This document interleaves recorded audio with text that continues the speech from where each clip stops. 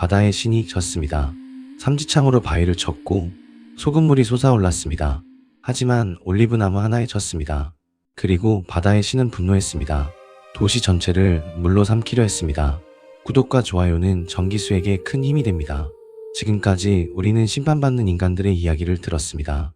불을 훔친 자, 상자를 연 자, 신을 속인 자, 죽음을 속인 자, 멈추지 않은 자, 진실을 짠 자, 10명의 인간이 10가지 방식으로 벌을 받았습니다.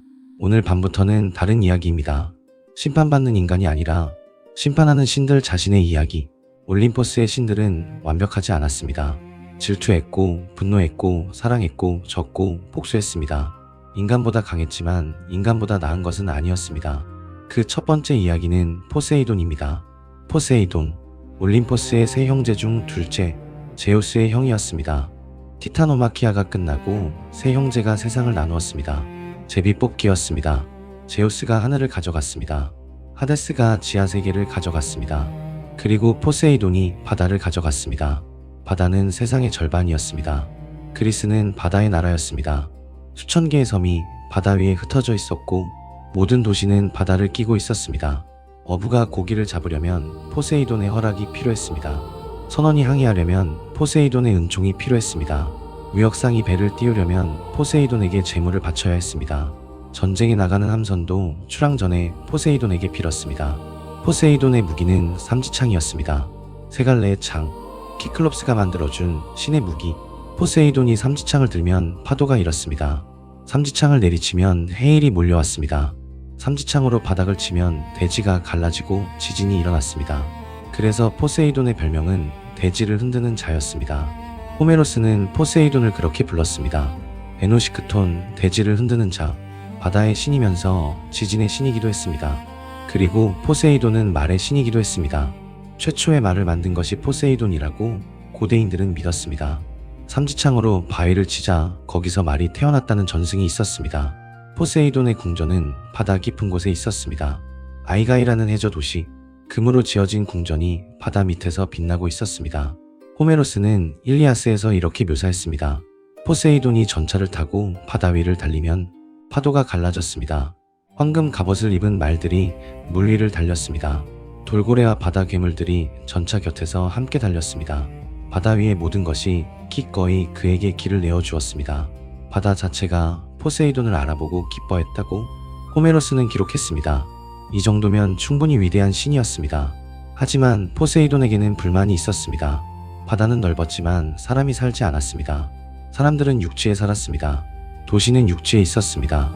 신전도 재물도 축제도 전부 육지에서 벌어졌습니다.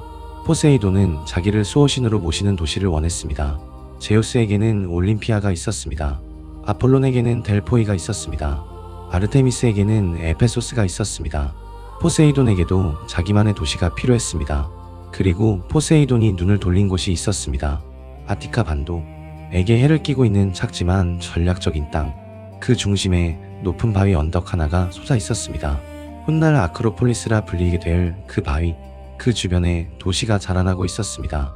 아직 이름이 정해지지 않은 떠오르는 도시, 바다에 가깝고 항구가 좋고 미래가 밝은 도시, 훗날 아테네라 불리게 될 그 도시였습니다. 포세이돈은 이 도시를 원했습니다. 항구가 좋다는 것은 바다와 가깝다는 뜻이었습니다. 바다의 신에게 어울리는 도시라고 생각했습니다. 하지만 포세이돈만 그 도시를 원한 것이 아니었습니다. 아테나도 그 도시를 원했습니다. 아테나, 제우스의 머리에서 태어난 지혜와 전쟁의 여신, 올림포스에서 가장 현명하고 가장 실용적인 신, 아테나는 이 도시의 사람들을 보았습니다.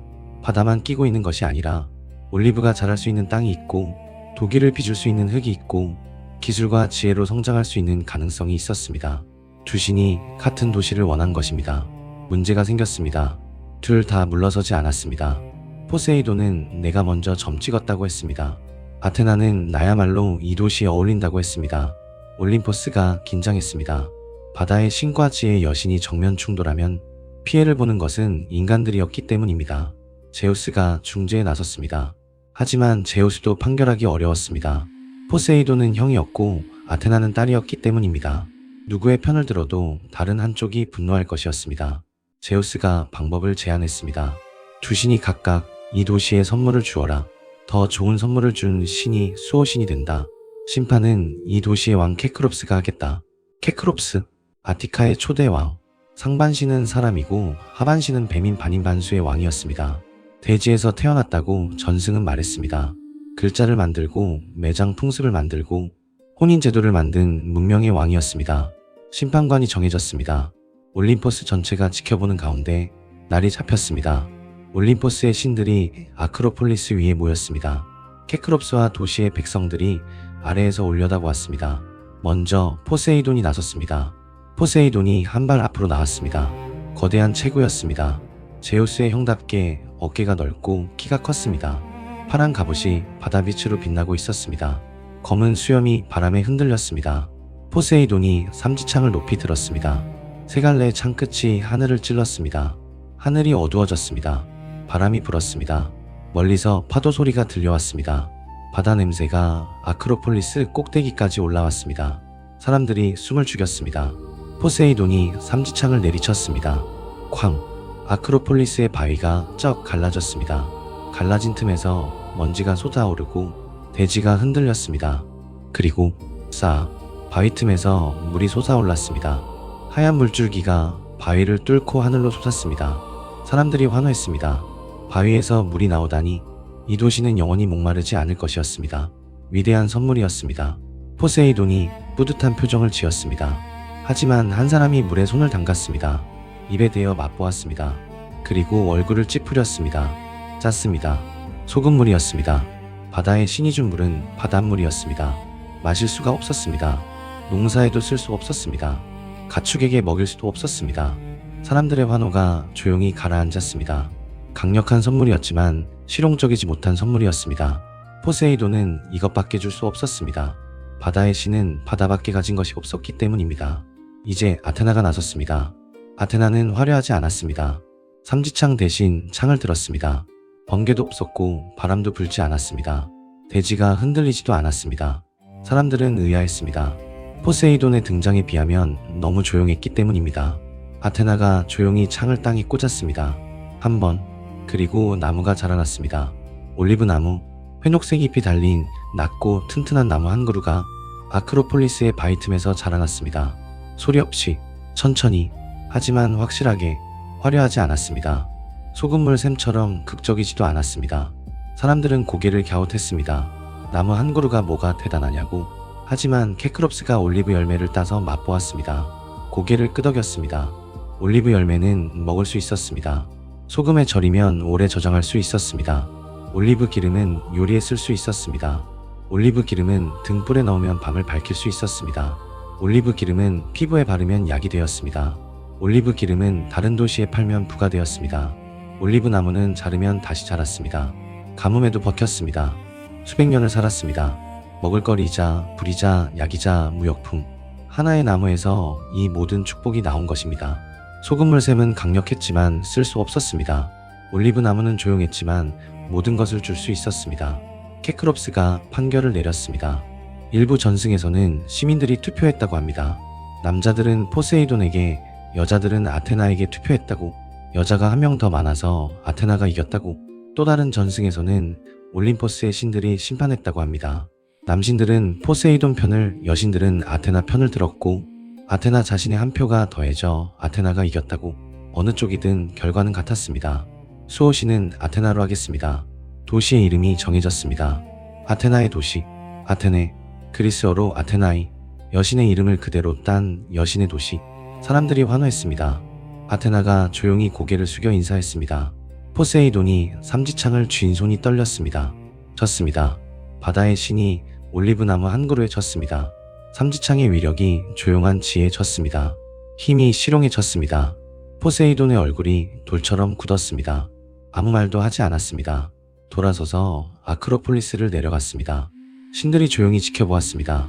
아테나도 케크롭스도 아무도 말하지 못했습니다. 포세이돈의 침묵이 폭풍보다 무서웠기 때문입니다. 포세이돈은 참을 수 없었습니다. 바다로 돌아간 포세이돈이 삼지창을 바다 쪽으로 돌렸습니다. 바다가 부풀어 오르기 시작했습니다. 처음에는 해안의 물이 조금 높아지는 정도였습니다. 사람들은 밀물이려니 생각했습니다. 하지만 물이 멈추지 않았습니다. 파도가 높아졌습니다. 해안선을 넘었습니다. 아테네 주변의 트리아시온 평원에 바닷물이 밀려들기 시작했습니다. 홍수, 포세이돈이 아테네를 물로 삼키려 한 것입니다. 밭이 잠겼습니다. 올리브 묘목이 잠겼습니다. 길이 잠겼습니다. 집들의 문턱까지 물이 차올랐습니다. 사람들이 비명을 지르며 높은 곳으로 달려갔습니다. 가축들이 물에 떠내려갔습니다. 소금물이었습니다. 바닷물이 들어온 곳에서는 흙이 짠맛을 머금었습니다. 다시는 그 땅에서 곡식이 자라지 못했습니다. 포세이돈의 보복은 단순한 분노가 아니었습니다. 계산된 복수였습니다. 내 선물을 거부했으니 내 선물의 맛을 알려주겠다.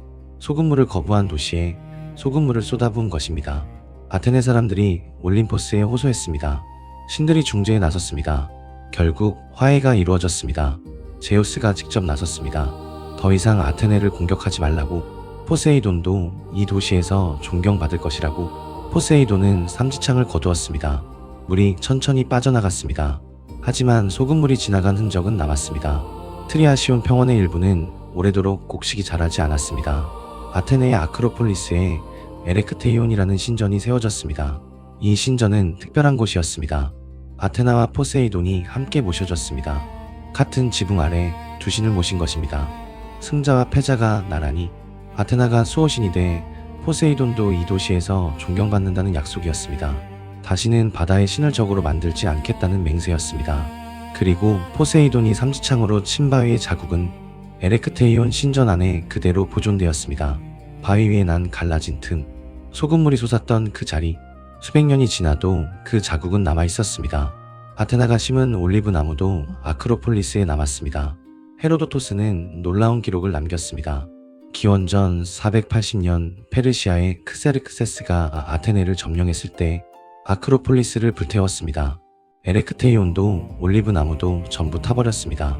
그런데 불이 난 다음날 타버린 올리브 나무 그루터기에서 세 가지가 자라나 있었다고, 하루 만에 한 뼘이나 자라나 있었다고. 아테네 사람들은 이것을 보고 울었습니다. 아테나가 도시를 버리지 않았다는 증거였기 때문입니다. 아테네 사람들은 이 두 신의 이야기를 잊지 않았습니다. 포세이돈을 함부로 대하지 않았습니다. 바다의 신의 분노가 얼마나 무서운지 직접 겪었기 때문입니다. 항해를 떠날 때마다 포세이돈에게 제물을 바쳤고, 폭풍이 올 때마다 포세이돈에게 빌었습니다. 하지만 도시의 이름은 바뀌지 않았습니다. 아테네는 아테나의 도시로 남았습니다. 포세이돈은 이후에도 여러 도시를 원했습니다. 아르고스에서는 헤라와 겨루었습니다. 이나코스 강이 신이 심판했고 헤라가 이겼습니다. 포세이돈은 분노하여 아르고스의 강을 말려버렸습니다. 나크소스에서는 디오니소스와 겨루었습니다. 코린토스에서는 헬리오스와 겨루었습니다. 코린토스의 이스트모스를 가져갔지만 도시 자체는 헬리오스의 것이었습니다. 바다의 신은 육지에서는 자꾸 졌습니다. 바다에서는 절대적인 왕이었지만 도시를 원할 때마다 다른 신에게 밀렸습니다. 어쩌면 이것이 포세이돈의 비극이었는지도 모릅니다. 바다는 넓었지만 외로웠습니다. 사람들은 바다를 무서워했지 사랑하지는 않았습니다. 포세이돈에게 바치는 제물은 감사가 아니라 두려움에서 나왔습니다. 아테나에게 바치는 축제에는 올리브 가지와 웃음이 있었습니다. 아폴론에게 바치는 축제에는 음악과 시가 있었습니다. 디오니소스에게 바치는 축제에는 포도주와 노래가 있었습니다. 포세이돈에게 바치는 제물에는 떨림이 있었습니다. 제발 폭풍을 일으키지 마십시오. 제발 배를 뒤집지 마십시오. 제발 지진을 일으키지 마십시오. 존경받았지만 사랑받지는 못한 신, 두려움의 대상이었지 축제의 대상은 아니었습니다. 힘은 있었지만 지혜가 부족했습니다. 힘으로 밀어붙였지만 지혜로 설득하지는 못했습니다. 아테네에서 소금물샘을 내밀었을 때 포세이돈이 만약 민물샘을 냈다면 어떠했을까요? 바다의 신이 단 한 번만이라도 바다가 아닌 것을 주었다면 결과가 달라지지 않았을까요? 하지만 포세이돈은 자기가 가진 것만 줄 수 있었습니다. 바다의 신은 바다밖에 줄 것이 없었습니다. 그것이 바다의 신 포세이돈이었습니다. 다음 밤에는 포세이돈의 두 번째 이야기를 들려드리겠습니다. 아테나의 신전에서 한 아름다운 여인에게 일이 벌어졌습니다. 그리고 아테나는 포세이돈이 아니라 그 여인에게 벌을 내렸습니다. 메두사, 머리카락이 뱀이 되고 눈을 보면 돌이 되는 그 괴물, 그녀는 원래 아름다운 여인이었습니다. 포세이돈과 아테나의 이야기는 여기까지입니다. 그녀의 머리카락은 세상에서 가장 아름다웠습니다. 남자들이 돌아보았고 여자들이 부러워했습니다. 하지만 어느 날 그 머리카락이 전부 뱀이 되었습니다. 그리고 그녀의 눈을 본 자는 돌이 되었습니다. 메두사. 이 이름을 들으면 사람들은 괴물을 떠올립니다. 머리카락이 뱀이고 눈을 보면 돌이 되는 무시무시한 괴물. 하지만 메두사는 처음부터 괴물이 아니었습니다. 오비디우스는 변신 이야기에서 이렇게 기록했습니다. 메두사는 아름다운 처녀였습니다. 그것도 보통 아름다운 것이 아니었습니다. 수많은 남자들이 그녀에게 구원했습니다. 그녀를 아내로 삼고 싶어 하는 자들이 줄을 섰습니다. 왕자도 있었고 귀족도 있었고 영웅을 꿈꾸는 젊은이도 있었습니다. 하지만 메두사는 누구의 청혼도 받아들이지 않았습니다. 아테나의 신전에서 여신을 섬기는 것이 그녀의 삶이었기 때문입니다. 그리고 그녀의 모든 아름다움 중에서 가장 아름다운 것은 머리카락이었습니다. 길고 윤기가 흐르고 검은 물결처럼 흘러내리는 머리카락, 바람이 불면 나부끼고 햇살에 반짝이던 머리카락, 어깨를 감싸고 등을 타고 허리까지 흐르던 머리카락. 오비디우스는 그것을 그녀의 가장 빛나는 영광이라고 했습니다. 메두사를 본 사람들은 그녀의 얼굴보다 먼저 머리카락을 이야기했습니다. 저 머리카락을 보았는가? 신들조차 부러워할 것이다. 이 머리카락이 나중에 뱀이 될 줄은 아무도 몰랐습니다. 메두사에게는 두 자매가 있었습니다. 스테노와 에오리알레. 이 세 자매를 고르고 자매라고 불렀습니다. 바다의 노신 포르키스와 바다의 괴물 케토 사이에서 태어난 딸들이었습니다. 세 자매 모두 바다의 피가 흐르고 있었습니다. 하지만 세 자매 사이에는 결정적인 차이가 있었습니다. 스테노와 에오리알레는 불멸이었습니다. 죽지 않는 존재. 어떤 칼도 어떤 창도 그들을 죽일 수 없었습니다. 메두사만 필멸이었습니다. 죽을 수 있는 존재. 세 자매 중 가장 아름다웠지만 세 자매 중 유일하게 죽을 수 있었습니다. 이것이 나중에 모든 것을 결정하게 됩니다. 메두사는 아테나의 신전에서 여사제로 섬기고 있었습니다. 아테나, 지혜와 전쟁의 여신, 영원한 처녀 서약을 한 여신. 아테나의 신전에서 섬기는 여사제도 순결해야 했습니다. 이것은 절대적인 규칙이었습니다. 메두사는 그 규칙을 지키고 있었습니다. 아름다웠지만 신전에서 조용히 여신을 섬기며 살았습니다. 그런데 문제가 생겼습니다. 포세이돈이 메두사를 보았습니다. 바다의 신, 지난밤 이야기했던 그 포세이돈입니다. 아테네를 원했지만 쳤던, 아테나에게 쳤던 그 포세이돈. 포세이돈이 메두사의 아름다움에 반했습니다. 특히 그 머리카락에. 포세이돈은 메두사를 원했습니다. 메두사가 아테나의 여사제인 것을 알았습니다. 아테나의 신전에서 섬기는 처녀인 것을 알았습니다. 하지만 포세이돈은 개의치 않았습니다. 바다의 신은 원하는 것을 가져갔습니다. 지난번에 아테네를 잃었을 때처럼 분노를 참지 못하는 신이었습니다. 그리고 포세이돈은 메두사를 범했습니다. 하필이면 아테나의 신전 안에서.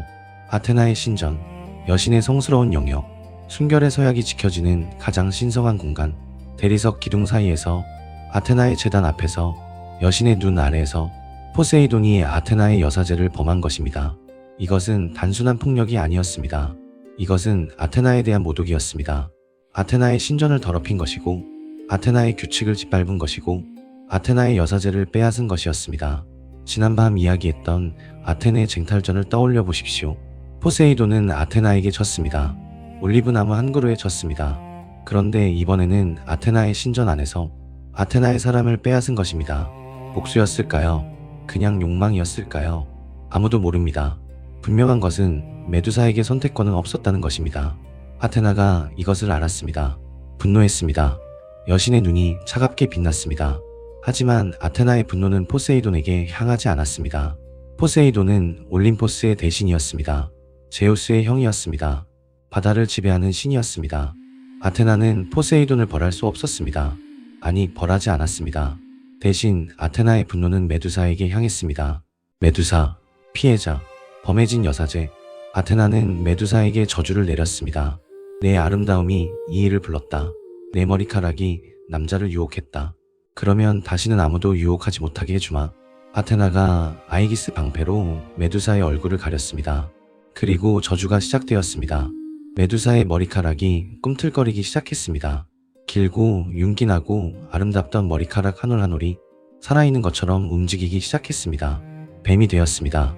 검은 머리카락이 독을 품은 뱀으로 변했습니다. 수십 마리의 뱀이 머리 위에서 꿈틀대고 있었습니다. 쉬익 쉬익 뱀들이 혀를 날름거렸습니다.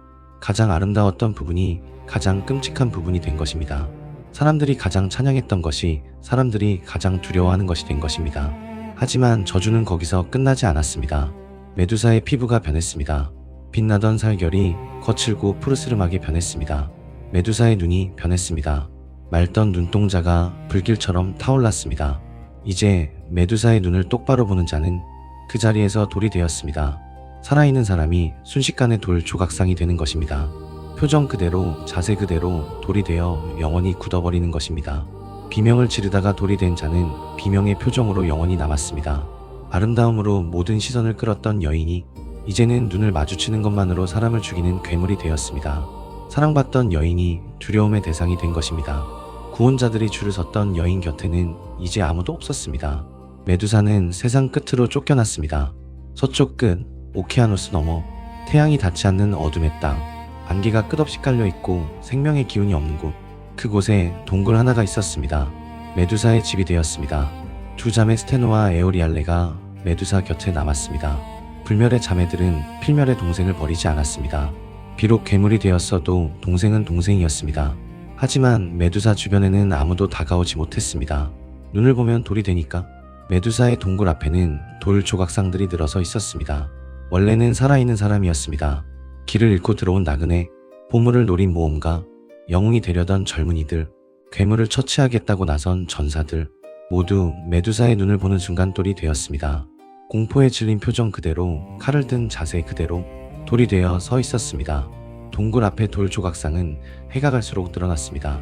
메두사는 외로웠을까요? 한때 아름다워서 모든 남자가 원했던 여인, 지금은 눈을 마주칠 수조차 없는 괴물, 아테나의 신전에서 조용히 여신을 섬기던 여사제, 지금은 세상 끝 어둠 속에서 뱃머리카락의 쉬익 소리만 들으며 사는 괴물, 물에 비친 자기 얼굴을 볼 수 있었을까요? 본다면 어떤 기분이었을까요? 한때 가장 아름다웠던 얼굴이 가장 끔찍한 얼굴이 되어 있는 것을. 그런데 이상한 것이 있었습니다. 왜 아테나는 포세이돈이 아니라 메두사에게 벌을 내렸을까요? 신전을 더럽힌 것은 포세이돈이었습니다. 메두사를 범한 것도 포세이돈이었습니다. 메두사는 피해자였습니다. 하지만 벌을 받은 것은 메두사였습니다. 어떤 이들은 말합니다. 아테나가 포세이돈을 벌할 힘이 없었다고, 올림포스의 대신에게 지혜의 여신이라 해도 손을 댈 수 없었다고. 또 어떤 이들은 말합니다. 아테나는 포세이돈에게 분노한 것이 아니라 자기 신전이 더럽혀진 것에 분노했다고. 신전의 순결이 깨진 이상 누군가는 대가를 치러야 했고 약한 쪽이 그 대가를 치른 것이라고. 또 다른 전승에서는 아테나가 오히려 메두사를 보호한 것이라고 합니다. 괴물로 만든 것이 저주가 아니라 무기를 준 것이라고. 다시는 어떤 남자도 메두사를 범하지 못하게 한 것이라고. 눈을 보면 돌이 되니까 어느 쪽이 진실인지 아무도 모릅니다. 분명한 것은 이것뿐입니다. 메두사는 아무 잘못도 하지 않았습니다. 그런데 모든 것을 잃었습니다. 포세이돈은 아무 벌도 받지 않았습니다. 여전히 바다를 지배했고 여전히 삼지창을 들었고 여전히 원하는 것을 가져갔습니다. 바다의 신에게 메두사는 아무것도 아니었습니다. 수많은 여인 중 한 명, 지나가다 반한 그것뿐. 포세이돈은 메두사가 괴물이 된 것도 알았을 것입니다. 자기 때문에 그렇게 된 것도 알았을 것입니다. 하지만 바다의 신은 뒤돌아보지 않았습니다.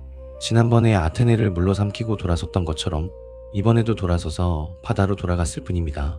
메두사만 모든 것을 잃었습니다. 아름다움을, 자유를, 인간으로서의 삶을, 그리고 결국 목숨까지. 그리고 세월이 흘렀습니다. 어느 날 한 젊은이가 메두사를 찾아왔습니다.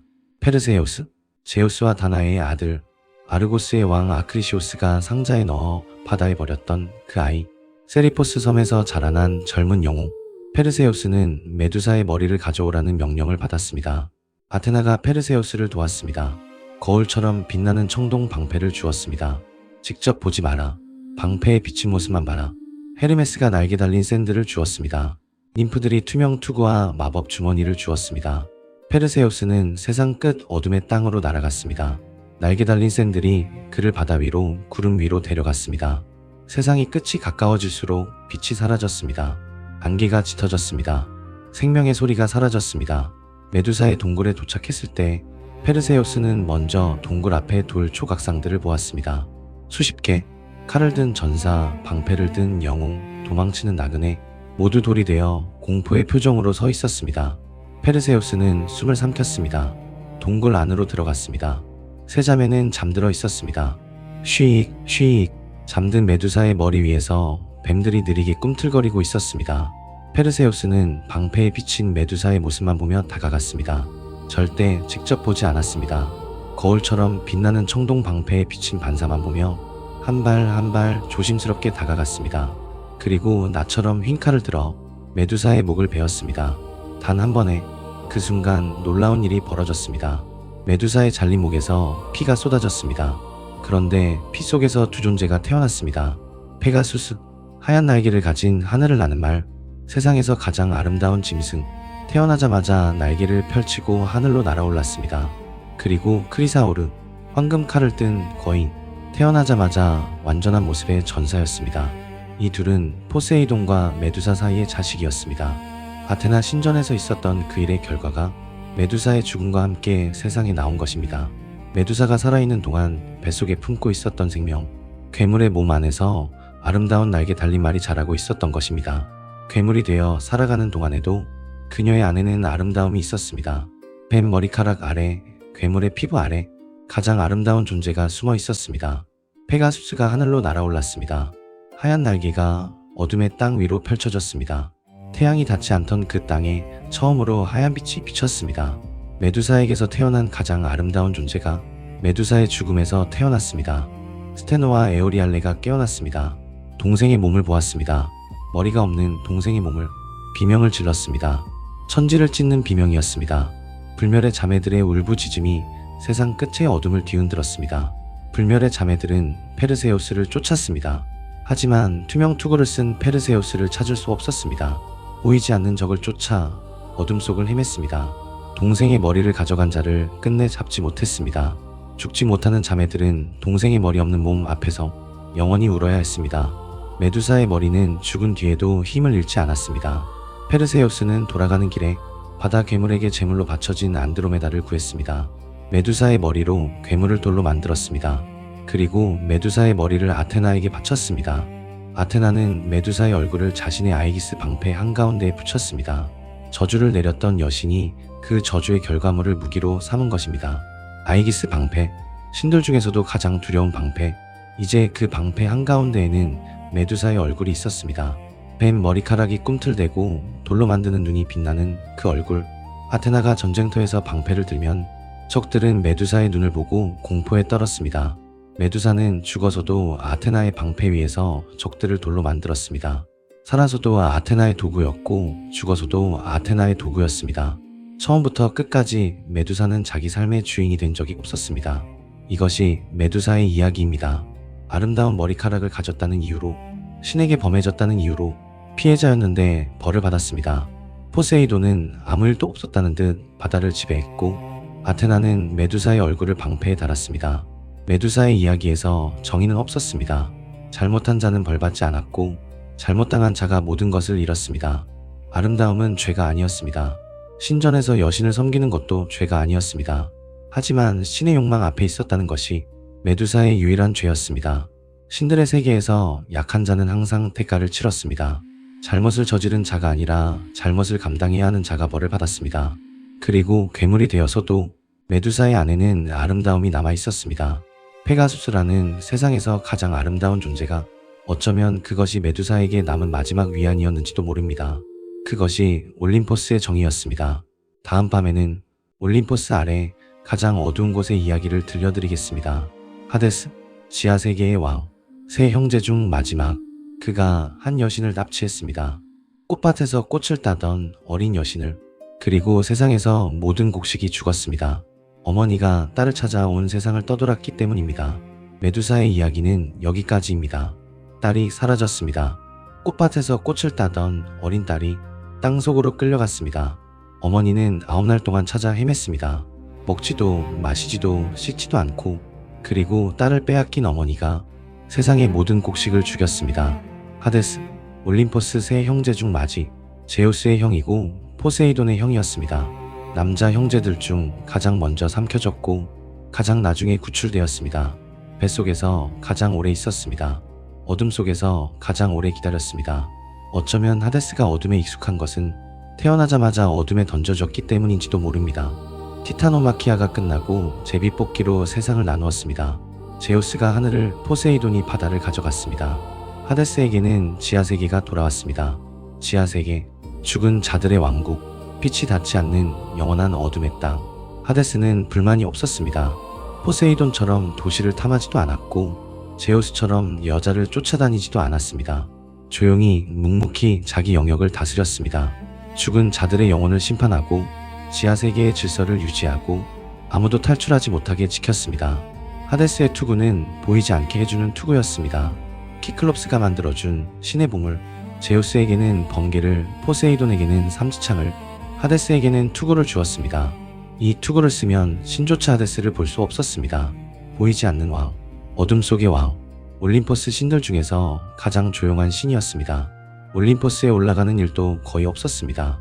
축제에도 연회에도 나타나지 않았습니다. 다른 신들은 하데스의 이름조차 부르기 꺼렸습니다. 사람들은 하데스를 보이지 않는 자라고 불렀고 이 이름을 직접 말하는 것조차 불길하다고 여겼습니다. 하지만 하데스에게도 외로움은 있었습니다. 지하세계는 어둡고 차가웠습니다. 죽은 자들의 신음이 끝없이 울려 퍼졌습니다. 영혼들이 스틱스 강을 건너오고 심판을 받고 흩어져 갔습니다. 카론의 배가 끝없이 영혼을 실어 날랐습니다. 세머리게 케르베로스가 입구를 지켰습니다.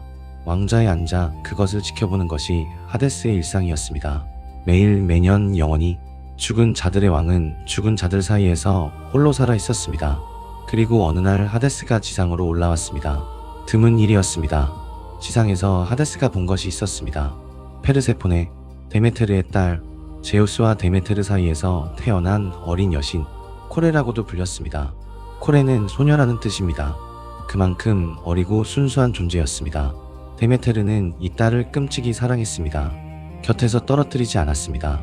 딸이 자라는 것을 보며 대지의 곡식을 키웠습니다. 딸이 웃으면 꽃이 피었습니다. 딸이 노래하면 새가 따라 울었습니다. 페르세포네는 니사의 풀밭에서 ним프들과 꽃을 따고 있었습니다. 장미를, 제비꽃을, 히아신스를, 크로커스를 웃으며 노래하며 꽃을 따고 있었습니다. 봄의 딸이었습니다. 가는 곳마다 꽃이 피었고 걷는 곳마다 풀이 자랐습니다. 하데스가 이 모습을 보았습니다. 어둠 속에서만 살아온 신이 처음으로 빛을 본 것 같았습니다. 하데스는 페르세포네를 원했습니다. 하데스가 제우스를 찾아갔습니다. 페르세포네를 내 아내로 삼겠습니다. 제우스는 고개를 끄덕였습니다. 하지만 조건이 있었습니다. 데메테르에게는 말하지 않았습니다. 데메테르는 곡식의 여신이었습니다. 대지의 어머니, 딸을 끔찍이 사랑했습니다. 데메테르가 알면 절대 허락하지 않을 것이었습니다. 자기 딸을 지하세계에 죽은 자들의 왕국에 보낼 리가 없었습니다. 그래서 제우스는 데메테르에게 말하지 않았습니다. 아버지가 어머니 몰래 딸을 넘긴 것입니다. 어느 화창한 날이었습니다. 페르세포네가 니사의 풀밭에서 꽃을 따고 있었습니다. ним프들과 함께 웃으며 그때 이상한 꽃이 눈에 들어왔습니다. 나르키소스 꽃, 한 번도 본 적 없는 놀라운 꽃이었습니다. 줄기 하나에서 백송이가 피어 있었습니다. 향기가 하늘과 땅과 바다를 가득 채웠습니다. 꽃을 본 자는 누구든 반하지 않을 수 없었습니다. 보라색과 금색이 뒤섞인 이 세상의 것이 아닌 꽃이었습니다. 호메로스 창가는 기록합니다. 이 꽃은 가이아가 만든 것이었습니다. 대지의 여신이 직접 피워낸 꽃, 제우스의 뜻에 따라 페르세포네를 유인하기 위해 하데스를 위해 함정을 깐 것이었습니다. 아버지와 할머니가 함께 딸을 배신한 것입니다. 페르세포네가 두 손을 뻗어 꽃을 따려 했습니다. 손가락이 꽃잎에 닿으려는 순간, 그 순간 땅이 갈라졌습니다. 큰 소리와 함께 니사의 풀밭이 쩍 벌어졌습니다. 검은 틈 사이로 어둠이 쏟아져 나왔습니다. 땅 속에서 차가운 바람이 불어올랐습니다. 꽃들이 바람에 흩날렸습니다. ним프들이 비명을 지르며 흩어졌습니다. 그리고 그 틈에서 황금 전차가 솟아올랐습니다. 검은 말 4마리가 끄는 황금 전차, 말들의 눈이 붉게 타오르고 있었습니다. 발굽이 땅을 찍을 때마다 불꽃이 튀었습니다. 전차 위에 하데스가 서 있었습니다. 검은 갑옷, 차가운 눈, 지하세계의 왕. 한 손으로 고삐를 잡고 다른 손으로 페르세포네를 붙잡았습니다. 페르세포네가 비명을 질렀습니다. 아버지, 제우스를 불렀습니다. 하지만 제우스는 대답하지 않았습니다. 이미 허락한 일이었기 때문입니다. 어머니, 데메테르를 불렀습니다.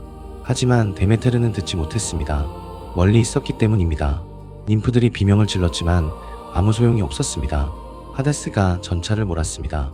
검은 말들이 땅속으로 달려 내려갔습니다. 황금 전차가 어둠 속으로 사라졌습니다. 땅이 다시 닫혔습니다.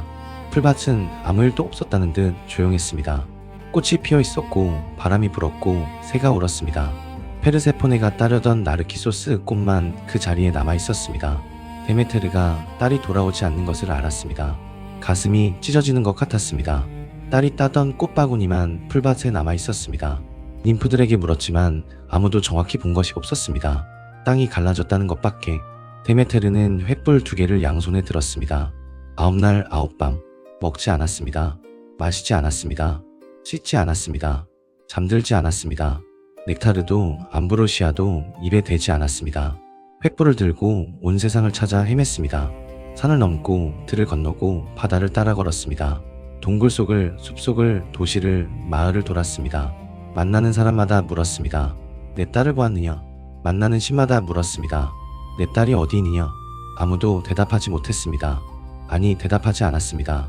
알고 있는 신들도 입을 다물었습니다. 하데스를 적으로 만들고 싶은 신은 아무도 없었기 때문입니다. 9째 날 데메테르는 헬리오스를 찾아갔습니다. 헬리오스, 태양의 신, 하늘 위에서 모든 것을 내려다보는 신. 헬리오스가 진실을 말했습니다. 하데스가 데려갔습니다. 그리고 제우스가 허락했습니다. 데메테르가 무너졌습니다. 남편이 자기 몰래 딸을 넘긴 것입니다. 지하세계에, 죽은 자들의 왕국에 데메테르의 슬픔이 분노로 변했습니다. 데메테르는 올림포스를 떠났습니다. 신의 모습을 벗고 늙은 인간 여인으로 변장했습니다. 방랑했습니다. 그리고 대지의 여신이 이를 멈추었습니다.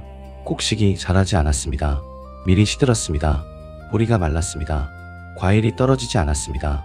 포도가 익지 않았습니다. 씨앗을 뿌려도 싹이 나지 않았습니다. 비가 와도 흙이 거부했습니다. 농부가 밭을 갈아도 흙은 돌처럼 굳어 있었습니다. 데메테르가 슬퍼하는 동안 대지는 아무것도 주지 않았습니다. 나무가 잎을 떨구었습니다. 풀이 누렇게 말랐습니다. 강물이 줄어들었습니다. 세상 전체가 어머니의 슬픔에 물들었습니다. 기근이 시작되었습니다. 사람들이 굶기 시작했습니다. 가축이 죽었습니다. 아이들이 울었습니다. 노인들이 쓰러졌습니다. 도시에서, 마을에서 비명이 터져 나왔습니다. 곡식 창고가 텅 비었습니다. 빵을 구울 밀가루가 없었습니다. 제단에 올릴 곡식도 없었습니다. 제우스에게 바칠 제물도 없어졌습니다. 아폴론에게 바칠 과일도 없었습니다. 디오니소스에게 바칠 포도주도 없었습니다. 이것이 데메테르의 복수였습니다. 딸을 돌려주지 않으면 세상을 굶겨 죽이겠다. 인간이 전부 죽으면 신에게 바칠 제사도 없어진다. 신들이 존경받을 백성도 없어진다. 데메테르는 제우스의 급소를 찔렀습니다. 제우스가 더 이상 버틸 수 없었습니다. 인간이 전멸하면 올림포스도 끝이었습니다. 제우스가 헤르메스를 지하세계로 보냈습니다. 페르세포네를 돌려보내라. 헤르메스가 지하세계로 내려갔습니다. 하데스를 만났습니다. 하데스는 순순히 응했습니다. 돌려보내겠다. 하지만 하데스는 교활했습니다. 아니, 교활하다기보다는 절박했는지도 모릅니다. 페르세포네가 온 뒤로 지하세계가 달라졌습니다. 어둡기만 하던 궁전에 처음으로 빛 같은 것이 생겼습니다. 페르세포네가 있는 곳에는 지하세계에서조차 꽃이 피었습니다. 하데스는 이 빛을 놓고 싶지 않았습니다. 페르세포네를 보내기 전에 하데스가 석류를 내밀었습니다. 붉은 석류, 껍질을 까면 보석 같은 붉은 알갱이가 빼곡한 과일. 떠나기 전에 이것만 먹고 가거라. 부드러운 말투였습니다. 강요하지 않았습니다. 명령하지 않았습니다. 하지만 하데스는 알고 있었습니다. 지하세계의 규칙을, 지하세계의 음식을 먹은 자는 지하세계에 묶입니다. 다시 돌아와야 합니다. 영원히. 이 규칙은 하데스가 만든 것이 아니었습니다. 세상이 시작될 때부터 있던 바꿀 수 없는 법칙이었습니다. 페르세포네가 석류를 먹었습니다. 알았을까요? 몰랐을까요? 전승마다 다릅니다. 어떤 전승에서는 페르세포네가 몰랐다고 합니다. 배가 고팠고 석류가 눈에 들어왔고 먹었을 뿐이라고. 다른 전승에서는 하데스가 억지로 먹였다고 합니다. 또 다른 전승에서는 페르세포네가 알면서 먹었다고 합니다. 지하세계의 왕비로서 자기 자리를 택한 것이라고. 석류 알갱이를 입에 넣었습니다. 몇 개를 먹었는지 전승마다 다릅니다. 오비디우스는 7알이라 했고 대부분의 전승은 6알이라 했습니다. 어느 쪽이든 페르세포네는 지하세계의 음식을 먹은 것입니다. 이제 완전히 돌아갈 수 없게 되었습니다. 페르세포네가 지상으로 올라왔습니다. 어둠에서 빛으로, 차가운 지하에서 따뜻한 땅 위로 데메테르가 멀리서 딸을 보았습니다. 달려갔습니다. 9날 동안 횃불을 들고 헤맸던 다리가 단 한 번도 이렇게 빠르게 달린 적이 없었습니다. 딸을 끌어안았습니다. 9날 동안 참았던 눈물이 한꺼번에 쏟아졌습니다. 딸도 울었습니다. 어머니 품에서 어린아이처럼 울었습니다. 데메테르가 딸의 얼굴을 만졌습니다. 머리카락을 쓸어 넘겼습니다. 볼을 어루만졌습니다. 진짜인지 꿈인지 확인하듯. 하지만 기쁨은 오래가지 않았습니다. 성류씨, 페르세포네가 성류씨를 먹었다는 것을 알았을 때 데메테르의 얼굴이 다시 무너졌습니다. 딸은 완전히 돌아올 수 없었습니다. 지하세계의 음식을 먹은 자는 지하세계에 묶이는 것이 법칙이었습니다. 제우스가 타협안을 내놓았습니다. 1년 중 일부는 지하세계에서 하데스와 함께, 나머지는 지상에서 데메테르와 함께 성류씨 수만큼의 달을 지하에서 보내야 한다고. 페르세포네는 1년의 3분의 1을 지하세계에서, 나머지 3분의 1을 지상에서 보내게 되었습니다. 데메테르가 이 타협을 받아들였습니다. 완전하지 않았지만 딸을 완전히 잃는 것보다는 나았습니다. 1년의 3분의 2라도 딸과 함께 할 수 있다면 데메테르는 다시 일을 시작했습니다. 호메로스 창가에서는 1년의 3분의 1이라고 기록했습니다. 하지만 이 이야기가 만들어진 시대에는 지금처럼 1년이 12달로 나뉘기 전이었습니다. 꼭식이 다시 자라기 시작했습니다. 메마른 밭에서 초록 싹이 올라왔습니다. 나무에 잎이 돋았습니다. 틀에 꽃이 피었습니다. 사람들이 다시 빵을 구울 수 있었습니다. 세상이 다시 살아났습니다. 하지만 영원하지는 않았습니다. 그리고 이것이 사계절의 시작이었습니다. 페르세포네가 지하세계로 내려가는 달에는 데메테르가 슬퍼했습니다. 꼭식이 시들고 나무가 잎을 떨구고 세상이 차가워졌습니다. 가을이 왔고 겨울이 왔습니다. 페르세포네가 지상으로 올라오는 달에는 데메테르가 기뻐했습니다. 꽃이 피고 꼭식이 자라고 세상이 따뜻해졌습니다. 봄이 왔고 여름이 왔습니다. 매해 페르세포네가 지하로 내려가기 전날 데메테르는 딸을 끌어안고 놓지 않았습니다. 매해 페르세포네가 지상으로 올라오는 날 데메테르는 딸을 마중하러 먼 곳까지 나갔습니다. 매년 반복되었습니다. 딸이 떠나면 겨울, 딸이 돌아오면 봄. 어머니의 슬픔이 세상을 얼어붙게 하고 어머니의 기쁨이 세상을 꽃피게 하는 것. 고대 그리스인들은 그렇게 믿었습니다. 가을에 나뭇잎이 떨어지는 것은 데메테르가 딸을 보내며 우는 것이었습니다. 겨울에 눈이 내리는 것은 데메테르의 눈물이 얼어붙은 것이었습니다. 봄에 꽃이 피는 것은 페르세포네가 땅을 뚫고 올라오는 것이었습니다. 여름에 과일이 익는 것은 어머니와 딸이 함께 있는 기쁨이었습니다. 사계절은 천문학이 아니었습니다. 어머니의 마음이었습니다. 그리고 이 이야기에는 답을 내릴 수 없는 질문이 남았습니다. 하데스는 악인이었을까요?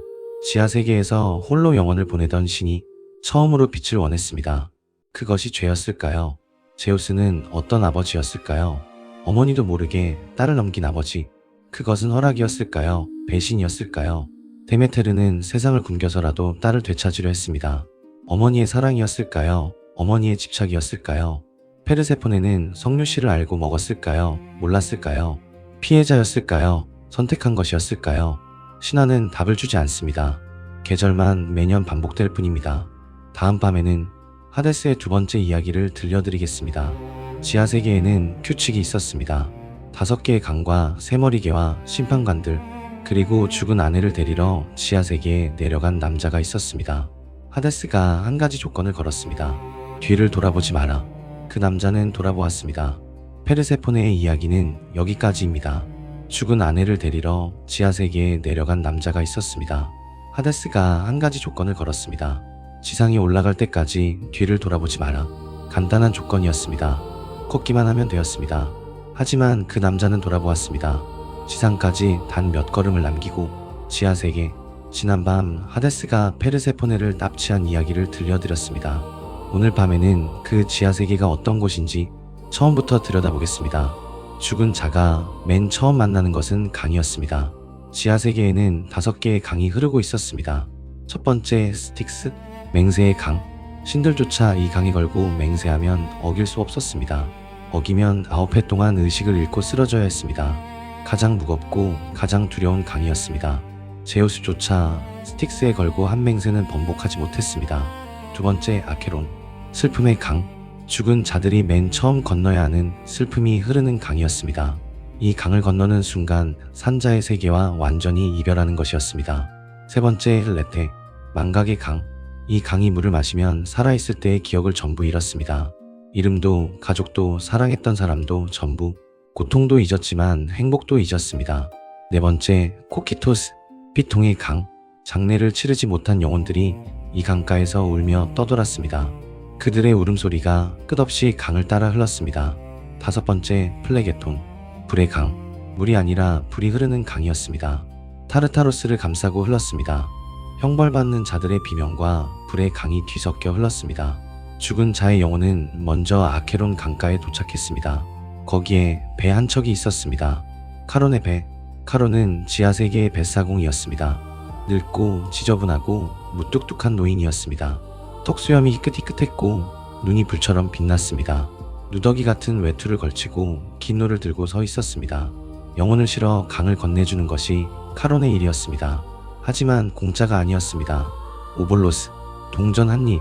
죽은 자의 입안에 동전 한 입을 넣어주는 것이 그리스의 장례의 풍습이었습니다. 카론에게 배삿을 내기 위해서 동전이 없는 영혼은 배를 탈 수 없었습니다.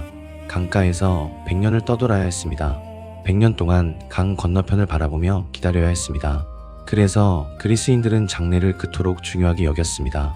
장례를 치르지 않으면 영혼이 강을 건너지 못하기 때문입니다. 사랑하는 사람을 100년 동안 떠돌게 하는 것이기 때문입니다. 강을 건너면 문이 있었습니다. 그 문 앞에 케르베로스가 있었습니다. 세 개의 머리를 가진 개, 뱀으로 된 꼬리, 등에도 뱀이 꿈틀거렸습니다. 케르베로스는 들어오는 자에게는 꼬리를 흔들었습니다. 환영했습니다. 하지만 나가려는 자에게는 이빨을 드러냈습니다.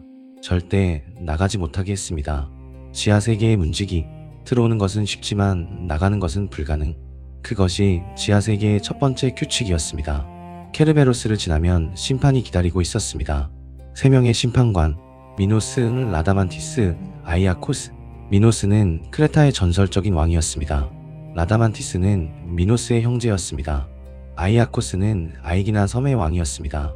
세 명 모두 살아있을 때 가장 공정한 왕이었기에 죽어서 심판관이 된 것이었습니다. 이 세 심판관이 죽은 자의 생전을 심판했습니다. 선하게 산 자는 엘리시온으로, 악하게 산 자는 타르타로스로, 그저 평범하게 산 자는 아스포델로스 들판으로.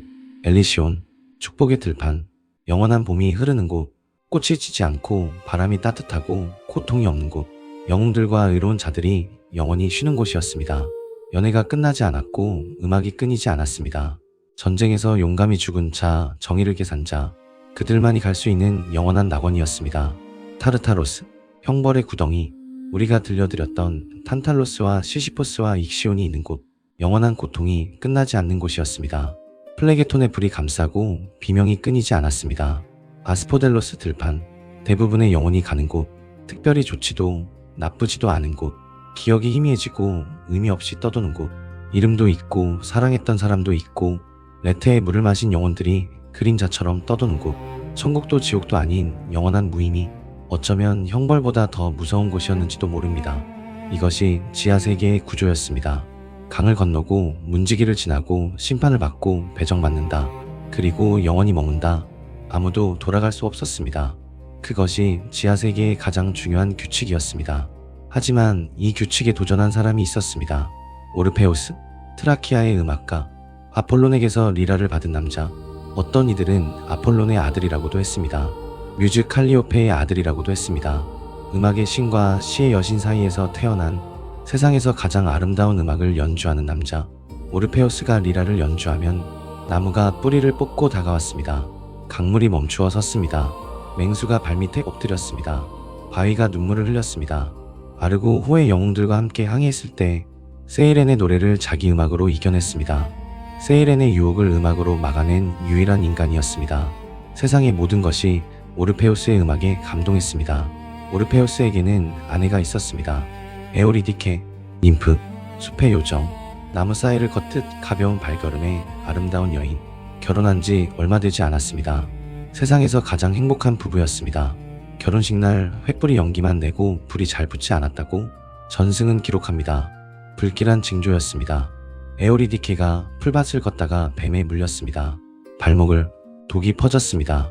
빠르게 온몸으로 에오리디케가 쓰러졌습니다. 풀밭 위에 꽃처럼 쓰러졌습니다. 오르페우스가 달려왔을 때는 이미 늦었습니다. 아내는 죽었습니다. 오르페우스는 미칠 것 같았습니다. 리라를 연주했습니다. 슬픔을 담아 미칠 듯이 연주했습니다. 세상이 함께 울었습니다. 나무가 잎을 떨구었습니다. 강물이 넘쳤습니다. 새들이 노래를 멈추었습니다. 하지만 아내는 돌아오지 않았습니다. 음악은 세상의 모든 것을 감동시킬 수 있었지만 죽음만은 되돌릴 수 없었습니다. 오르페우스는 결심했습니다. 지하 세계로 내려가겠다. 아내를 데리고 올라오겠다. 살아있는 몸으로 죽은 자들의 세계에 내려가겠다는 것이었습니다. 아무도 성공한 적이 없는 일이었습니다. 오르페우스는 지하 세계의 입구를 찾았습니다.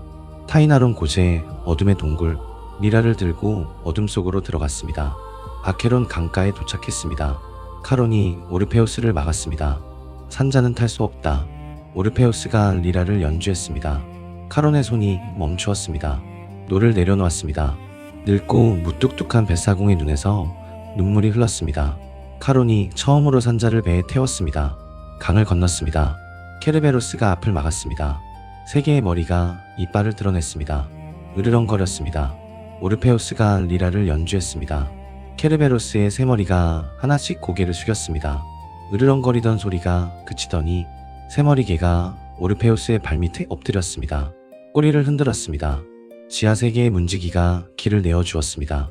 오르페우스가 하데스의 왕자 앞에 섰습니다. 하데스와 페르세포네가 나란히 앉아 있었습니다. 죽은 자들의 왕과 왕비, 하데스의 얼굴은 돌처럼 굳어 있었습니다. 감정이 없는 얼굴이었습니다.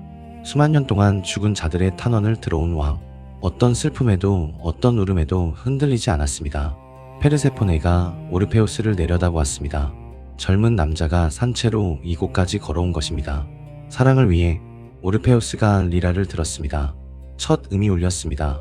아내를 처음 만난 날의 기쁨, 결혼식 날의 행복, 풀밭에서 함께 웃던 날들, 그리고 뱀에 물려 쓰러지던 아내, 달려가도 닿지 않던 손, 식어가는 아내의 몸, 다시 만나고 싶은 간절함, 이 어둠 속을 뚫고 걸어온 이유, 리라의 선율이 지하세계 전체에 퍼졌습니다. 지하세계가 멈추었습니다. 타르타로스에서 형벌을 받던 자들의 고통이 잠시 멈추었습니다. 탄탈로스가 갈증을 잊었습니다. 물이 빠지는 것도 과일이 올라가는 것도 잊었습니다. 그저 음악을 들었습니다. 시시포스의 바위가 멈추어 섰습니다. 굴러 내려오지 않았습니다. 시시포스가 바위 위에 앉아 음악을 들었습니다. 익시온의 수레바퀴가 멈추었습니다. 영원히 회전하던 불바퀴가 처음으로 멈추어 섰습니다. 복수의 여신 에리니에스가 처음으로 눈물을 흘렸습니다. 태어나서 한 번도 운 적 없는 여신들이 울었습니다. 아스포델로스 들판의 영혼들이 모여들었습니다. 잊어버렸던 감정이 음악에 의해 잠깐 되살아난 것입니다. 지하세계 전체가 한 남자의 슬픔에 잠겼습니다. 하데스가 고개를 돌렸습니다. 죽은 자들의 왕이 음악에 감동한 것입니다. 차갑고 단단한 하데스의 눈가에 무언가가 번졌습니다. 페르세포네가 울고 있었습니다. 소리 없이 눈물이 볼을 타고 흘러내렸습니다. 페르세포네는 알고 있었습니다. 사랑하는 사람과 떨어지는 것이 어떤 것인지. 매년 어머니와 이별하는 여신이었기 때문입니다. 페르세포네가 하데스를 보았습니다. 하데스가 페르세포네를 보았습니다. 하데스가 허락했습니다. 아내를 데려가거라. 하지만 조건이 있었습니다. 지상에 올라갈 때까지 뒤를 돌아보지 마라. 단 한 번도 내 아내가 뒤에서 따라가고 있을 것이다. 하지만 돌아보는 순간 아내는 영원히 사라진다. 간단한 조건이었습니다. 오르페우스가 앞장서서 걸었습니다. 에오리디케의 영혼이 뒤에서 따라왔습니다. 어둠의 길을 걸었습니다. 타르타로스를 지나고 아스포델로스 들판을 지나고 심판관들의 자리를 지나고 케르베로스를 지나고 카론의 배를 타고 강을 건넜습니다. 오르며 어둠의 터널을 걸었습니다. 뒤에서 발소리가 들렸습니다. 에오리디케의 발소리. 듣고 싶었습니다. 목소리를. 보고 싶었습니다. 얼굴을. 잡고 싶었습니다. 손을. 하지만 돌아보면 안 되었습니다. 참았습니다. 한 걸음 한 걸음 멀리서 빛이 보이기 시작했습니다. 지상의 빛, 출구가 가까워지고 있었습니다. 거의 다 왔습니다. 빛이 점점 강해졌습니다. 몇 걸음만 더 가면 지상이었습니다. 그런데 뒤에서 발소리가 들리지 않았습니다. 갑자기 조용해진 것입니다. 에오리디케가 따라오고 있는 걸까? 혹시 사라진 건 아닐까? 하데스가 속인 건 아닐까? 불안이 오르페우스의 가슴을 쥐어짰습니다. 몇 걸음만 더 가면 되었습니다. 하지만 오르페우스는 참지 못했습니다. 돌아보았습니다. 에오리디케가 거기 있었습니다. 바로 뒤에, 손이 닿을 거리에. 창백한 얼굴이었지만 여전히 아름다웠습니다. 눈이 마주쳤습니다. 에오리디케의 눈에 놀라움이 지나갔습니다. 그리고 슬픔이 지나갔습니다. 에오리디케도 알고 있었습니다. 돌아보면 안 된다는 것을, 남편이 돌아보았다는 것을, 이제 끝이라는 것을. 오르페우스의 눈이 에오리디케를 본 순간 에오리디케의 몸이 흐려지기 시작했습니다. 연기처럼, 안개처럼, 손끝부터 발끝부터 투명해지기 시작했습니다. 에오리디케가 손을 뻗었습니다. 오르페우스의 손을 잡으려 했습니다. 오르페우스도 손을 뻗었습니다. 미친 듯이. 하지만 손이 통과했습니다. 잡히지 않았습니다. 따뜻했던 손이 이미 안개가 되어 있었습니다. 에오리디케가 입을 열었습니다. 잘 있어요. 목소리가 메아리처럼 퍼졌습니다. 멀어져 갔습니다. 작아져 갔습니다. 그것이 마지막이었습니다. 에오리디케가 어둠 속으로 끌려 들어갔습니다. 보이지 않는 힘이 그녀를 다시 아래로 잡아당겼습니다. 다시 지하 세계로, 다시 죽은 자들의 세계로, 이번에는 영원히. 오르페우스가 손을 뻗었습니다. 안 돼. 하지만 잡을 수 없었습니다. 어둠만이 손끝에 남았습니다. 오르페우스는 그 자리에 주저앉았습니다. 어둠의 터널 안에서 홀로, 지상의 빛이 바로 앞에 보이는 곳에서 몇 걸음, 단 몇 걸음 차이. 오르페우스는 7일 동안 그 자리에 앉아 있었습니다. 먹지도 마시지도 않고 에오리디케가 사라진 어둠을 바라보며 7째 날 비틀거리며 지상으로 올라왔습니다. 오르페우스는 지상으로 돌아왔습니다. 혼자서 빈손으로 다시 지하 세계로 내려가려 했습니다. 하지만 카론이 태워주지 않았습니다. 이번에는 음악으로도 움직이지 않았습니다. 두 번째 기회는 없었습니다. 오르페우스는 이후 3년 동안 방황했습니다. 어떤 여자도 거들떠보지 않았습니다. 음식도 거의 먹지 않았습니다. 산 위에 올라가 리라를 연주했습니다. 바위와 나무에게 아내의 이야기를 들려주었습니다. 음악은 여전히 아름다웠지만 기쁨은 사라지고 슬픔만 남은 음악이었습니다. 오르페우스의 음악을 들은 자는 누구나 울었습니다. 세상에서 가장 아름다운 음악이 세상에서 가장 슬픈 음악이 된 것입니다. 왜 돌아보았을까요? 몇 걸음만 더 참았으면 아내와 함께 지상에서 살 수 있었습니다. 하지만 사랑하는 사람이 뒤에 있는데 보지 않고 걸을 수 있는 사람이 있을까요? 뒤에서 발소리가 멈춘 것 같은데 확인하지 않을 수 있는 남편이 있을까요? 하데스는 이것을 알고 있었는지도 모릅니다. 돌아보지 마라. 그것이 가장 지키기 쉬운 조건 같지만 사랑하는 사람에게는 가장 지키기 어려운 조건이라는 것을, 어쩌면 하데스가 내건 조건은 처음부터 지킬 수 없는 조건이었는지도 모릅니다. 사랑하는 사람을 믿고 보지 않고 걷는다. 그것이 가능했다면 애초에 지하세계에 내려오지 않았을 것입니다. 확인하지 않고는 못 배기는 것이 사랑이기 때문입니다. 지하세계의 규칙은 결국 지켜졌습니다. 죽은 자는 돌아오지 못합니다. 아무리 아름다운 음악도 이 규칙을 깰 수는 없었습니다. 그것이 지하세계의 법칙이었습니다. 다음 밤에는 올림포스에서 가장 웃긴 이야기를 들려드리겠습니다. 전쟁의 신과 사랑의 여신이 침대에서 잡혔습니다. 보이지 않는 그물에. 그리고 올림포스의 모든 신이 구경하러 왔습니다. 오르페우스의 이야기는 여기까지입니다. 올림포스에서 가장 웃긴 일이 벌어졌습니다. 전쟁의 신과 사랑의 여신이 침대에서 잡혔습니다. 그리고 올림포스의 모든 신이 구경하러 왔습니다. 두 신은 한순간에 구경거리로 전락했습니다. 아레스, 전쟁의 신, 제우스와 헤라 사이에서 태어난 올림포스의 정식 아들. 키가 크고 어깨가 넓고 온몸이 근육이었습니다. 투구를 쓰고 창을 들고 방패를 들면 전장의 모든 것이 그를 피해 갈라졌습니다. 하지만 아버지 제우스조차 아레스를 좋아하지 않았습니다. 호메로스의 일리아스에서 제우스가 직접 말했습니다. 네가 올림포스에서 내가 가장 미워하는 놈이다. 너는 싸움과 전쟁과 다툼만 좋아한다. 아버지가 아들의 얼굴을 보며 직접 이렇게 말한 것입니다. 아레스는 전쟁 그 자체를 사랑했습니다. 승리가 아니라 전쟁 자체를. 피가 튀고 칼이 부딪히고 비명이 울리는 것, 뼈가 부러지고 갑옷이 찌그러지고 먼지가 피와 섞이는 것, 그것이 아레스에게는 음악이었습니다. 같은 전쟁의 신이라도 아테나와는 달랐습니다. 아테나는 전략으로 싸웠습니다. 지혜와 계획으로 최소한의 피해로 승리를 이끌었습니다. 아테나의 전쟁은 머리의 전쟁이었습니다. 아레스는 전략이 없었습니다. 그냥 돌진했습니다. 그냥 부수었습니다. 그냥 죽였습니다. 아레스의 전쟁은 몸의 전쟁이었습니다. 그래서 아테나와 아레스가 맞붙으면 언제나 아테나가 이겼습니다. 힘은 아레스가 셌지만 전쟁은 아테나가 잘했습니다. 트로이 전쟁에서도 아레스는 제대로 싸우다가 인간 영웅 디오메데스에게 창이 찔렸습니다. 신이 인간에게 찔린 것입니다. 물론 디오메데스 뒤에는 아테나가 있었습니다. 아테나가 디오메데스의 창을 이끌어 아레스를 찔렀습니다. 아레스는 비명을 질렀습니다. 호메로스는 그 비명이 만명의 전사가 동시에 지르는 함성 같았다고 기록했습니다. 전쟁의 신이 전쟁터에서 비명을 지르며 도망친 것입니다. 아레스는 올림포스로 도망쳐서 아버지에게 울며 호소했습니다. 아테나가 저를 찔렀습니다. 제우스는 차갑게 내려다보았습니다. 꺼져라. 올림포스에서 가장 미움받는 신, 전쟁밖에 모르는 신, 강하지만 존경받지 못하는 신. 하지만 이런 아레스에게도 약점이 있었습니다. 아프로디테, 사랑과 미의 여신, 올림포스에서 가장 아름다운 여신, 바다 거품에서 태어났다고 전해지는 여신. 아프로디테가 올림포스에 처음 도착했을 때 모든 남신이 반했습니다. 제우스도, 포세이돈도, 아레스도, 아폴론도, 헤르메스도, 올림포스가 난리가 났습니다. 아프로디테는 결혼한 몸이었습니다.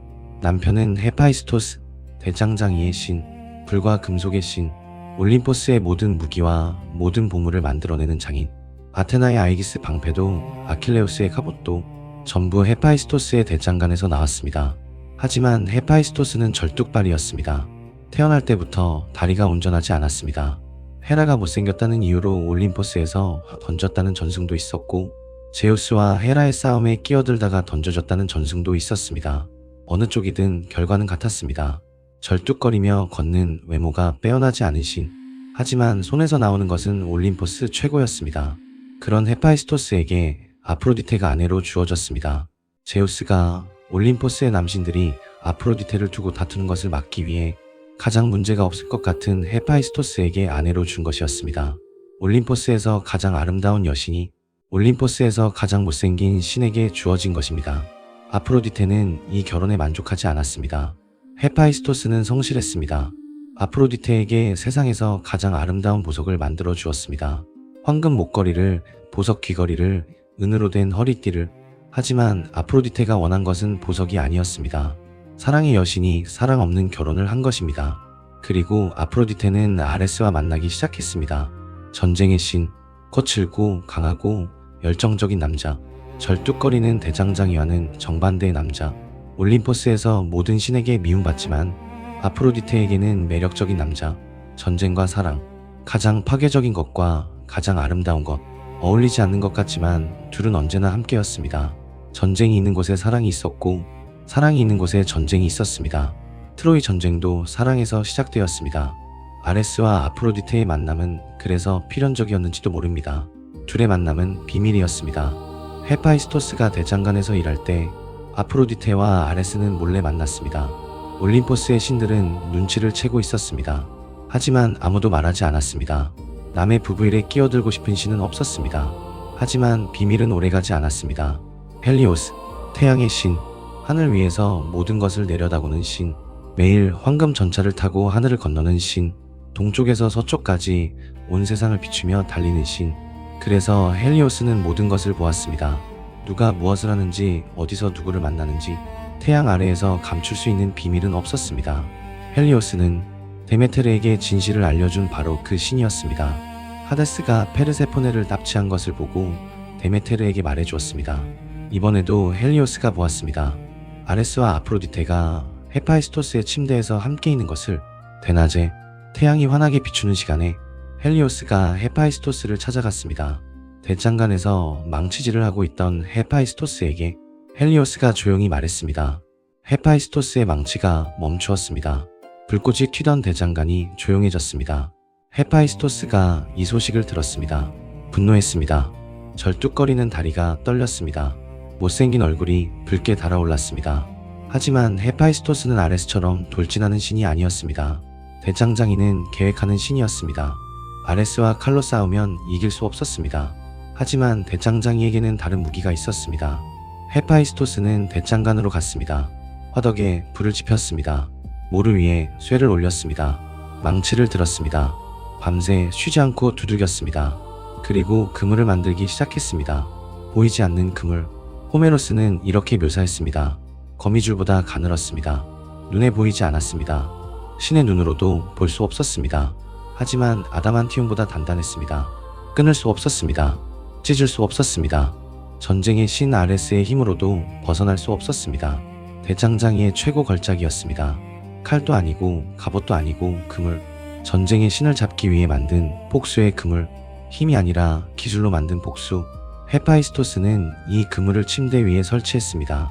천장에서 침대 사방으로 보이지 않는 실이 드리워졌습니다. 기둥에도 머리맡에도 발치에도 누가 침대에 누우면 그물이 떨어져 몸을 감싸도록 완벽한 함정이었습니다. 그리고 헤파이스토스는 아프로디테에게 말했습니다. 렘노스 섬에 다녀오겠소. 대장간에 급한 일이 생겨서. 렘노스 섬, 헤파이스토스의 대장간이 있는 섬, 자주 가는 곳이었습니다. 아프로디테는 의심하지 않았습니다. 아프로디테는 남편이 떠나자마자 아레스를 불렀습니다. 전령을 보냈습니다. 오늘 밤 오시오. 아레스가 당당하게 들어왔습니다. 투구를 벗고 갑옷을 벗고 창을 내려놓았습니다. 전쟁의 신답게 두려움 따위는 없었습니다. 남의 아내의 침대에 올라가면서도 떳떳했습니다. 아프로디테가 아레스를 맞았습니다. 사랑의 여신이 미소를 지었습니다. 둘이 침대에 누웠습니다. 그 순간 철커덕 소리가 났습니다. 아주 작은 금속이 맞닿는 소리, 보이지 않는 그물이 떨어졌습니다. 천장에서 드리워진 거미줄보다 가는 실들이 주신의 몸을 감쌌습니다. 팔을, 다리를, 몸통을 전부 아레스가 움직이려 했습니다. 근육이 불끈 솟았습니다. 전쟁터에서 1000명의 적을 쓰러뜨린 힘으로 잡아당겼습니다. 움직이지 않았습니다. 아프로디테가 몸을 빼려 했습니다. 비틀고 당기고 뒤틀었습니다. 빠지지 않았습니다. 전쟁의 신의 힘으로도 끊을 수 없었습니다. 사랑의 여신의 매력으로도 벗어날 수 없었습니다. 둘이 발버둥 칠수록 그물은 더 조여들었습니다. 주신이 침대 위에서 꼼짝 못하고 묶여 있었습니다. 헤파이스토스는 렘노스에 가지 않았습니다. 다 지켜보고 있었습니다. 어둠 속에서 절뚝거리며 서서 그물이 작동하는 것을 보았습니다. 헤파이스토스의 입가에 웃음이 아닌 쓴 미소가 번졌습니다. 그리고 헤파이스토스가 올림포스 전체에 외쳤습니다. 와서 보시오. 제우스여, 신들이여. 아프로디테와 아레스가 내 침대에서 무엇을 하고 있는지 와서 직접 보시오. 목소리가 올림포스 전체에 울려 퍼졌습니다. 절뚝발이의 외침이 하늘을 뒤흔들었습니다. 신들이 몰려왔습니다. 헤르메스가 왔습니다. 날개 달린 샌들을 신고 가장 먼저 달려왔습니다. 아폴론이 왔습니다. 음악의 신이 이 광경을 보고 입을 벌렸습니다. 포세이돈이 왔습니다. 바다의 신이 파도처럼 밀려왔습니다. 다른 남신들도 하나둘 모여들었습니다. 여신들은 오지 않았습니다. 헤라도 아테나도 아르테미스도 수치스러워서 자기 방에 남았습니다. 하지만 남신들은 전부 왔습니다. 한 명도 빠지지 않았습니다. 그리고 보았습니다. 전쟁의 신과 사랑의 여신이 보이지 않는 그물에 묵혀 침대 위에서 꼼짝 못하고 있는 것을. 아레스가 이를 악물고 그물을 당기고 있었지만 한치도 움직이지 않았습니다. 전쟁터에서 1000명을 쓰러뜨린 발이 거미줄 같은 실 하나를 끊지 못했습니다. 아프로디테가 눈을 감고 고개를 돌리고 있었습니다. 올림포스에서 가장 아름다운 여신이 올림포스에서 가장 수치스러운 모습으로 전시된 것입니다. 신들이 웃었습니다. 호메로스는 기록합니다. 꺼지지 않는 웃음이 축복받은 신들 사이에서 터져나왔다. 처음에는 킬킬거리는 웃음이었습니다. 그러다가 배를 잡는 웃음이 되었습니다. 어떤 신은 무릎을 치며 웃었습니다. 어떤 신은 옆 신의 어깨를 잡고 웃었습니다. 올림포스가 웃음바다가 된 것입니다. 아폴론이 헤르메스에게 물었습니다. 헤르메스, 너라면 저렇게 묵혀 있어도 아프로디테 옆에 눕겠느냐? 헤르메스가 웃으며 대답했습니다. 아폴론이여, 맹세코 말씀드리겠습니다. 그물이 세 겹이라도 신들이 전부 구경해도 아프로디테 옆이라면 기꺼이 눕겠습니다. 신들이 다시 웃었습니다. 이번에는 더 크게. 헤파이스토스만 웃지 않았습니다. 절뚝거리는 대장장이는 자기가 만든 그물 앞에 서서 분노와 수치와 승리가 뒤섞인 얼굴로 서 있었습니다. 복수는 했지만 시원하지 않았습니다. 아내가 불륜을 했다는 사실은 그물로도 바꿀 수 없었습니다. 아레스는 얼굴이 불그락푸르락했습니다. 전쟁터에서 한 번도 수치를 모르던 신이 침대 위에서 온 올림포스의 웃음거리가 된 것입니다. 칼에 찔려도 수치스럽지 않았을 아레스가 그물에 묵혀 알몸으로 전시되는 것은 견딜 수 없었습니다. 아프로디테는 고개를 돌렸습니다. 사랑의 여신이 사랑하다가 잡혀서 전시된 것입니다. 온 올림포스 남신들의 시선 아래 포세이돈이 나섰습니다. 포세이돈은 웃지 않았습니다. 바다의 신은 진지한 표정으로 헤파이스토스에게 말했습니다. 헤파이스토스, 이제 풀어주시오. 더 이상 이러고 있을 것은 아니지 않소. 아레스가 배상하겠소. 내가 보증하겠소. 헤파이스토스가 포세이돈을 보았습니다. 포세이돈이여, 아레스가 도망치면 어떡합니까? 배상은커녕 얼굴도 안 비출 것입니다. 포세이돈이 대답했습니다. 아레스가 도망치면 내가 대신 갚겠소. 바다의 신이 보증을 선 것입니다. 헤파이스토스가 마지못해 그물을 풀었습니다. 아레스는 순식간에 트라키아로 도망쳤습니다. 전쟁의 신이 도망친 것입니다. 칼이 아니라 수치에 쫓겨서 전쟁터에서는 누구보다 당당했던 신이 침대에서 도망친 것입니다. 아프로디테는 키프로스 섬의 파포스로 갔습니다. 아프로디테가 태어난 그 해안, 은총의 여신들이 아프로디테를 씻기고 향유를 발랐습니다. 마치 아무 일도 없었다는 듯 사랑의 여신은 수치를 씻어내는데도 능했습니다. 하지만 올림포스의 신들은 잊지 않았습니다. 이 이야기는 올림포스에서 가장 유명한 이야기 중 하나가 되었습니다. 호메로스의 오디세이아에서는 파이아키아의 궁전 연회에서 가수 데모도코스가 이 이야기를 노래로 불렀습니다. 사람들이 배를 잡고 웃었습니다. 수천 년이 지나도 이 이야기는 살아남았습니다. 전쟁의 신이 침대에서 잡힌 이야기, 올림포스에서 가장 강한 신이 올림포스에서 가장 약한 신에게 당한 이야기. 그리스인들에게 이 이야기는 교훈이기도 했습니다. 힘이 전부가 아니라는 것. 아레스는 올림포스에서 가장 강한 전사였습니다. 하지만 대장장이의 기술 앞에 속수무책이었습니다. 헤파이스토스는 절뚝거렸습니다. 싸움도 못했습니다. 올림포스에서 가장 못생겼습니다. 하지만 전쟁의 신을 묶어놓았습니다. 칼보다 망치가, 힘보다 기술이, 분노보다 계획이 이긴 것입니다. 그리고 한 가지 더, 헤파이스토스는 복수에 성공했지만 아프로디테의 마음을 되찾지는 못했습니다. 기술로 적을 잡을 수는 있지만 기술로 사랑을 붙잡을 수는 없었습니다. 아프로디테는 이 사건 이후에도 변하지 않았습니다. 여전히 아레스와 만났습니다. 여전히 다른 남자들과도 만났습니다. 사랑의 여신은 한 사람에게 묶이지 않았습니다. 사랑의 여신에게 정조는 의미가 없었습니다. 아프로디테는 사랑 자체였기 때문입니다. 사랑은 규칙을 따르지 않았습니다. 보이지 않는 그물로도 사랑을 가둘 수는 없었습니다. 다음 밤에는 아프로디테의 탄생 이야기를 들려드리겠습니다. 아프로디테는 바다 거품에서 태어났습니다. 올림포스에서 가장 아름다운 여신. 하지만 그 거품은 아름다운 것에서 나온 것이 아니었습니다.